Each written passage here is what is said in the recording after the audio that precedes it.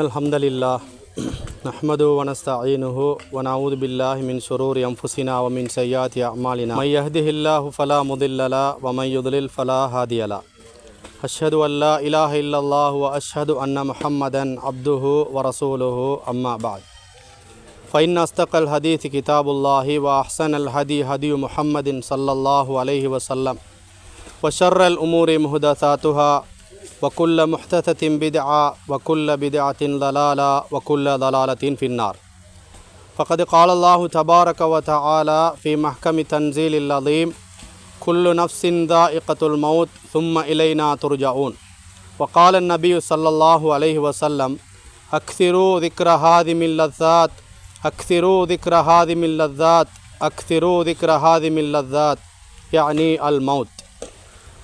அன்பார்ந்த அல்லாஹ்வினுடைய நல்லடியார்களே, அருமை சகோதரர்களே, எங்களோடு வாழ்ந்த இந்த உலகத்திலே வாழ்க்கையை கழித்த ஒரு தாயினுடைய ஜனாசாவை நாம் தற்போது அடக்கம் செய்து கொண்டிருக்கின்றோம். இந்த உலகத்திலே வாழ்ந்த ஒவ்வொரு மனிதனும் மரணத்தை அனுபவித்துத்தான் ஆக வேண்டும் என்று அல்லாஹ் அல் குர்ஆனிலே சொல்லி காட்டுகின்றான். எனவே ஒரு மனிதன் மௌத்தாக இந்த உலகத்திலே இன்னொரு குழந்தை பிறக்கின்றது. இவ்வாறு உலகம் ஒரு சுழலும் சக்கரமாக செயற்பட்டு கொண்டிருக்கக்கூடிய ஒரு நிலையை நாம் காணுகின்றோம். சிலர் விபத்தின் மூலமாக அன்றாடம் தங்களுடைய உயிர்களை அல்லாஹ்வின் பக்கம் செலுத்தி கொண்டிருக்கிறார்கள். ஒரு சிலர் மூழ்கி மௌத்தாகக்கூடிய நிலைகளை பார்க்கின்றோம். ஒரு சிலர் நோயினால் மௌத்தாகக்கூடிய நிலைகளை பார்க்கின்றோம். இவ்வாறு சில குழந்தைகள் பிறக்கின்ற போது பிறப்பதற்கு முன்னாலே இறந்து பிறக்கக்கூடிய நிலைகளையெல்லாம் நாங்கள் காண்கின்றோம், பார்க்கின்றோம். செய்திகளினூடாக கூட நாளுக்கு நாள் கொலை சம்பவங்களை நாம் கேள்விப்பட்டு கொண்டே இருக்கின்றோம். சிலருடைய ஜனாசாவை நாம் குளிப்பாட்டி இருக்கின்றோம், கஃனிடுகின்றோம், தொழுவிக்கின்றோம், இந்த இடத்திலே கொண்டு வந்து அடக்கம் செய்திருக்கின்றோம். இந்த இடத்திலே நிற்கக்கூடிய பலருக்கு வயது பெரும்பாலும் நான் நினைக்கின்றேன் 20 வயதுக்கு மேற்பட்டவர்கள் தான் அதிகமாக இந்த இடத்திலே நிற்கின்றோம். சிலர் 30 வருடங்களுக்கு மேற்பட்டவர்கள் நிற்கின்றோம். சிலருடைய வயது 40, 50, 60 என்று இருக்கின்றது. ஆனால் இந்த உலகத்திலே வாழுகின்ற போது அன்பார்ந்தவர்களே, எத்தனை பேருடைய ஜனாசாக்களை நாங்கள் எங்களுடைய தோள்களிலே சுமந்திருக்கின்றோம். இப்போது தொழுதது போல் எத்தனை பேருடைய ஜனாசாவிலே நாம் கலந்து தொழுகையை நிறைவேற்றி இருக்கின்றோம். ஆனால் அன்பார்ந்தவர்களே, எங்களுடைய வாழ்க்கையில் ஏதாவது மாற்றங்கள் வந்திருக்கின்றதா என்பதுதான் ஒவ்வொரு ஜனாசாவும் எங்களுக்கு தருகின்ற பாடமும் படிப்பினையுமாக இருக்கின்றது. அன்பார்ந்தவர்களே, அல்லாஹ்வினுடைய நல்லடியார்களே, இந்த உலகத்திலே நாம் வாழுகின்ற போது அல்லாஹ்வுடைய தூதர் ஸல்லல்லாஹு அலைஹி வஸல்லம் அவர்கள் ஹதீஸிலே சொன்னார்கள், அக்திரு திக்ர ஹாதிமில் லذات அக்திரு திக்ர ஹாதிமில் லذات அக்திரு திக்ர ஹாதிமில் லذات. இந்த உலக இன்பங்களையெல்லாம் துண்டித்துவிடக்கூடிய ஒன்றை நீங்கள் ஞாபகப்படுத்துங்கள் என்று 3 முறை அல்லாஹ்வுடைய தூதர் சொல்லிவிட்டு, இந்த உலக இன்பங்களையெல்லாம் துண்டித்தெறியக்கூடிய ஒன்றை நீங்கள் ஞாபகப்படுத்துங்கள் என்று அல்லாஹ்வுடைய தூதர் 3 முறை சொல்லிவிட்டு அதற்கு விளக்கம் சொல்லுகின்றார்கள். இந்த உலக இன்பங்களை துண்டித்து விடக்கூடிய எது தெரியுமா? மரணம். மரணத்தை அதிகமாக நீங்கள் ஞாபகப்படுத்துங்கள். உங்களுடைய வாழ்க்கையிலே நீங்கள் ஈமானோடு வாழுவீர்கள், ஈமானோடு இந்த உலக வாழ்க்கையை கழிப்பீர்கள் என்று அல்லாஹ்வுடைய தூதர் ஸல்லல்லாஹு அலைஹி வஸல்லம் அவர்கள் சொல்லி இருக்கின்றார்கள். சகோதரர்களே, அன்பார்ந்த அல்லாஹ்வினுடைய நல்லடியார்களே, இந்த கபுரறையிலே அடக்கம் செய்யப்பட்டிருக்கக்கூடிய எத்தனையோ பேரை நாம் பார்த்திருக்கின்றோம். குறிப்பாக இந்த தாயை எடுத்து பாருங்கள் சகோதரிகளே. ஏதோ ஒரு ஊரிலே பிறந்து எங்கேயோ வாழ்ந்து இந்த மண்ணிலே அடக்கம் செய்யப்படக்கூடிய நிலையை நாம் காணுகின்றோம் என்று சொன்னால் அல்லாஹ் அதைத்தான் அல் குர்ஆனிலே சொல்லி காட்டுகின்றான். நீங்கள் எந்த இடத்தில் இருந்தாலும் இந்த மரணம் உங்களை வந்தடையும். அந்த மரணத்திற்காக நீங்கள் எப்போதும் மனிதனுடைய ஒவ்வொரு வருடம், எங்களுடைய வயதிலே ஒவ்வொரு வருடமும் நாட்களிலே ஒவ்வொரு நாளும் செல்ல செல்ல நாங்கள் இந்த கபரை நோக்கித்தான் வந்து கொண்டிருக்கின்றோம் சகோதரிகளே. அந்த எண்ணம் எங்களுடைய உள்ளத்திலே ஆழமாக பதிந்து விட்டால் இந்த உலகத்திலே வாழுகின்ற போது நாங்கள் பாவச் செயல்களில் அதிகம் ஈடுபட மாட்டோம். அல்லாஹ்வை பயந்து வாழுவோம். 5 நேர தொழுகையை நாம் வீணடிக்க மாட்டோம், பாலடிக்க மாட்டோம். 5 நேர தொழுகைகளை நாம் சரியான முறையிலே தொழுவோம். சகோதரிகளே, இந்த சபையிலே இருக்கக்கூடிய எத்தனை பேர் சகோதரிகளே நாம் இன்று சுபகு தொழுகையை நிறைவேற்றினோம்? இந்த ஜனாசாவாக நான் இருந்தால் இன்று என்னுடைய நிலைமை என்னவாக இருக்கும் என்று ஒவ்வொருவரும் தன்னுடைய உள்ளத்திலே ஆழமாக கை வைத்து கேட்டு பாருங்கள். கிட்டடியிலே நாம் ஒரு ஜனாசாவை அடக்கம் செய்தோம். உங்களுக்கு தெரியும், எங்களுடைய ஊரை பிறப்பிடமாக கொண்டு எங்களுடைய உறவுக்காரர். சகோதரிகளை, நான் இதை எதற்காக சொல்லுகின்றேன் என்று சொன்னால், நாங்கள் படிப்பினை பெற வேண்டும்.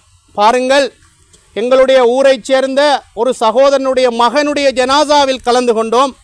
அந்த மகன் எப்படிப்பட்டவன்? சிறந்த ஒரு பண்பாளர்.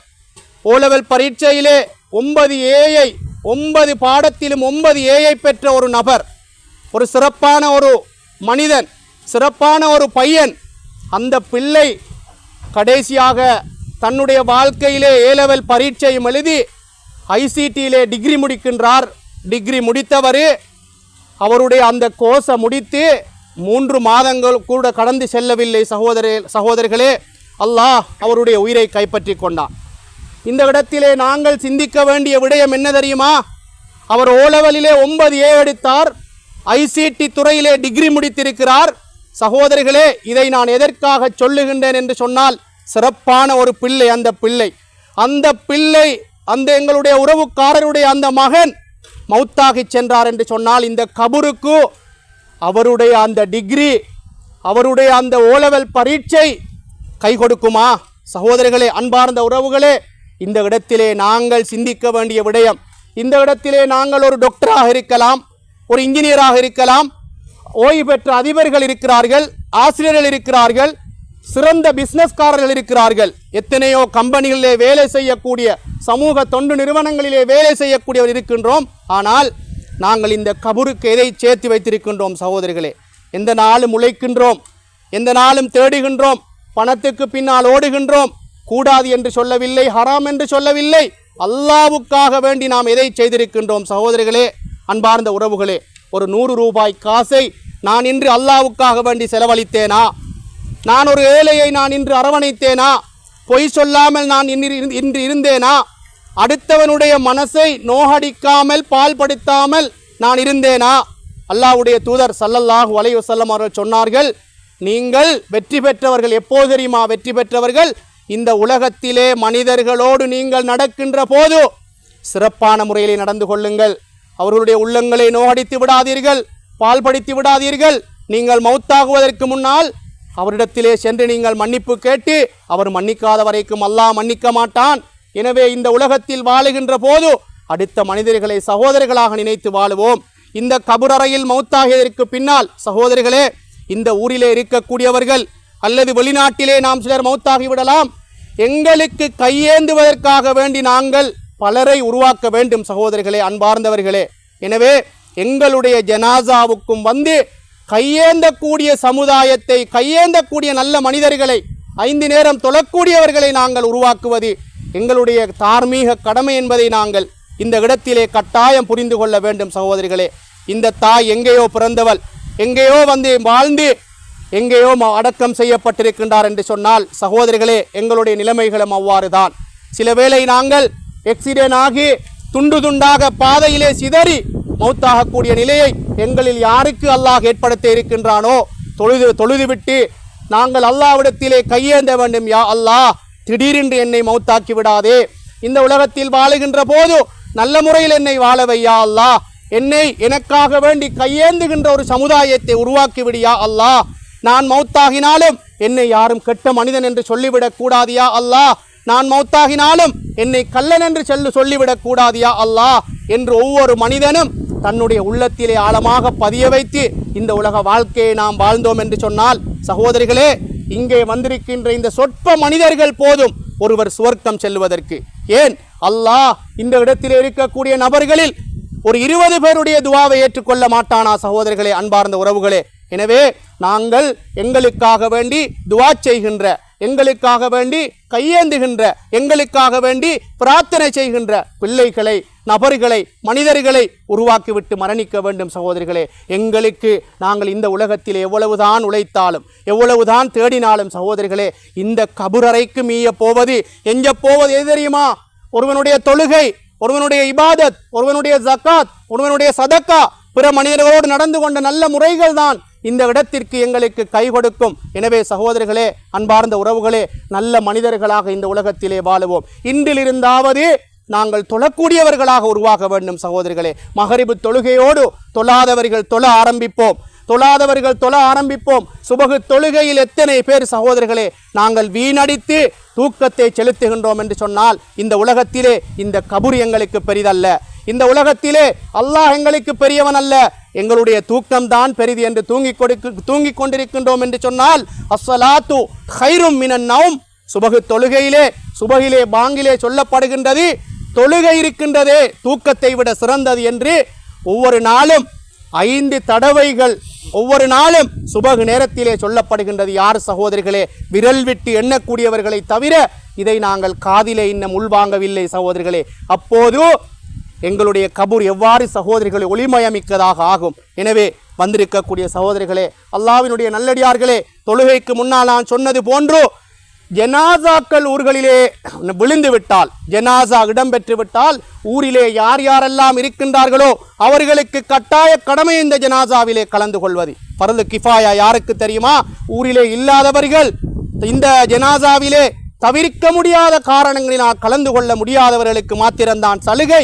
எனவே அடுத்தவர்கள் அனைவரும் வந்து இந்த தொழுகையிலே, இந்த கடமையிலே நாங்கள் பங்கு கொள்வது தலையாய கடமை. அல்லாஹ்வுடைய தூதர் 2 கீராத் நன்மை என்று சொன்னார்கள். ஒரு கீராத் என்பது உகது மலையளவு நன்மை என்று சொன்னார்களே, அந்த நன்மையை எங்களில் எத்தனை பேர் சகோதரிகளே தற்போது அடைந்து கொண்டிருக்கின்றோம்? எனவே சகோதரிகளே, நாங்களும் மௌத்தாகின்ற போது இவ்வாறு கையேந்தக்கூடிய நபர்களை அல்லாஹ் எங்களுக்கு உருவாக்க வேண்டும். சகோதரிகளே, அல்லாஹ்வினுடைய நல்லடியார்களே, பாதையிலோ குளத்திலோ அல்லது முதலை விழுங்கியோ நாங்கள் மௌத்தாகிவிட்டால் எங்களுடைய ஜனாசாவை தொழுவிப்பதற்கோ, எங்களுடைய ஜனாசாக்கு பின்னால் யாரும் வருவதற்கோ இருக்க மாட்டார்கள். சகோதரிகளே, ஆற்றுக்கு செல்லுகின்றோம், குளத்துக்கு செல்லுகின்றோம், வெள்ளாமை வெட்ட செல்லுகின்றோம். இந்த சமயத்திலே அந்த மெஷின் போதும் சகோதரிகளே எங்களுடைய உயிரை கைப்பற்றுவதற்கு, ஒரு வயல் போதும் எங்களுடைய உயிரை கைப்பற்றுவதற்கு. ஆற்றுக்கு சென்று நாம் மாடு கட்டுகின்றோம், திடீரென்று ஒரு முதலை பாய்ந்து எங்களை பிடிக்கின்றது, அந்த இடத்திலே எங்களுடைய உயிர் செல்லுகின்றது என்று சொன்னால் சகோதரிகளே, இந்த நேரத்திலே நாங்கள் எதை அல்லாஹ்வுக்காக வேண்டி சேர்த்து வைத்திருக்கின்றோம் என்பதுதான் கேள்வி. எனவே அன்பார்ந்த எனது உறவுகளே, இன்றிலிருந்தாவது நாம் எமது பள்ளி வாயில்களை அழகுபடுத்துவோம், பள்ளி வாயில்களோடு நெருங்குவோம், அல்லாஹ்வுக்காக வேண்டி தொழுவோம், சிறப்பான முறையில் இந்த உலகத்திலே நடப்போம். வல்ல ரஹ்மான் இந்த தாய்க்காக வேண்டி நீங்கள் எல்லோரும் இந்த இடத்திலே கையேந்த வேண்டும். இதோ அடக்கம் செய்யப்பட்டிருக்கின்றார்களே எங்களுடைய மூதாதையர்கள், இவர்களுக்காகவும் கையேந்தி துஆ செய்து விட்டு செல்லுமாறு தயவாக வேண்டி விடைபெறுகின்றேன். வஆகிரு தஅவானா அனில் ஹம்துலில்லாஹி